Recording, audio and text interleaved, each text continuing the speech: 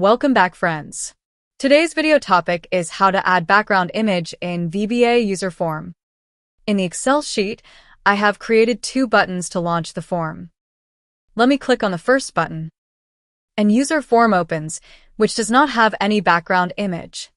Let me click on the second button. This user form has the background image attached. Let's learn how do we do this in Excel. Click on Developer tab, then Visual Basic.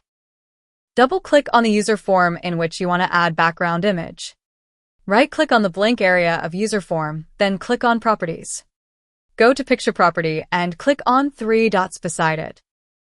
This will open Load Picture window. Locate the picture that you want to use. Note that the picture is in supported image format. Double-click on the picture. Let's run the form and see how it looks. Picture added in background, but it looks like something different than the original picture. This is because of the default picture size property, which you have to change. Below Picture Property, there are Alignment and Size properties.